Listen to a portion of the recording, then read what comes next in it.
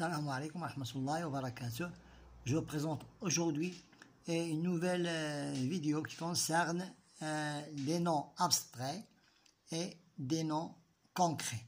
Premièrement, nous devons définir ces deux types de noms.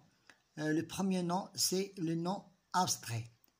Le nom abstrait est celui qui désigne une chose, une idée qui n'est conçue que par l'esprit et qui ne peut pas se matérialiser. Des exemples, la fatigue, la réussite, l'art, la peur, la joie, etc. Et pour le nom concret, c'est un nom qui désigne une chose ou un être qu'on peut percevoir physiquement, tacté par le sens. Une voiture, pour un sens de la vue, un chien, la pluie, la table, un tableau, etc.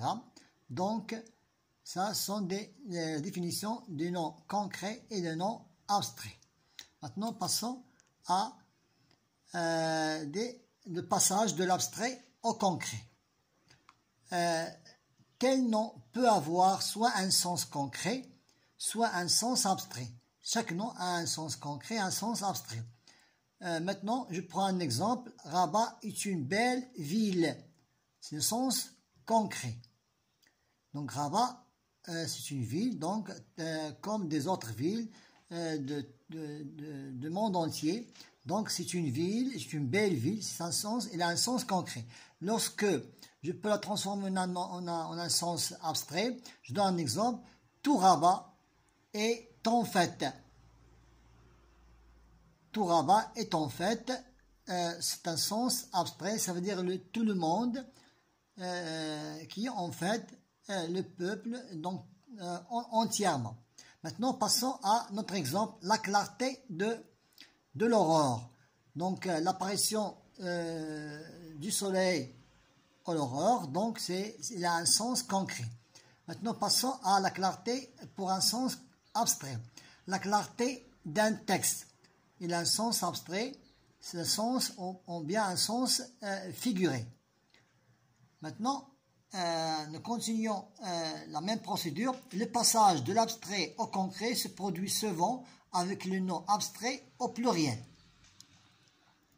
Donc, lorsque tu vois un nom abstrait, il est toujours au pluriel. Lorsqu'il est donc le nom abstrait au pluriel. La peinture, c'est un nom abstrait. Les peintures, nom concret qui désignent les tableaux. Donc, tous les tableaux que vous voyez donc, sont des peintures, on les appelle, donc, elles ont un sens concret. La beauté, c'est un nom abstrait. Les beautés, choses belles, les beautés de la Grèce, les beautés de n'importe quel pays. Donc maintenant la science. La science, c'est un nom abstrait, mais pour les sciences, au pluriel, sont des disciplines ayant pour objet l'homme et comportement individuel et collectif. Passons à la dernière étape, exercice d'application. Ce sont des exercices d'application. Faites deux phrases avec chacun des noms suivants en les employant d'abord au sens concret, puis au sens abstrait, en les mettant au pluriel si c'est nécessaire. Nous avons ici 5 exemples. Ruine. Nous devons trouver deux exemples. Un exemple concret et un autre abstrait. L'océan, la même chose. La chaîne, le berceau et le sujet. Maintenant ici, la correction. Le corriger des exercices d'application. Je prends le premier mot, c'est la ruine. Ruine. La ruine. Donc, le château est en ruine. Donc, il est à moitié de construction. Donc, puisqu'il est ancien, donc le château est en ruine. Donc, il a un sens concret ici. Mais le stress est la ruine de l'énergie. Il a un sens abstrait. Maintenant, pour l'océan, j'aime baigner dans l'océan, donc c'est de l'eau, donc il est ouvert de toutes les parties, c'est un océan. Il vit dans l'océan d'indifférence. Ici, il a un sens abstrait. Troisième exemple, chaîne. Les esclaves avaient des chaînes aux pieds. Il a un sens ici concret. Cette chaîne de montagne est couverte de neige.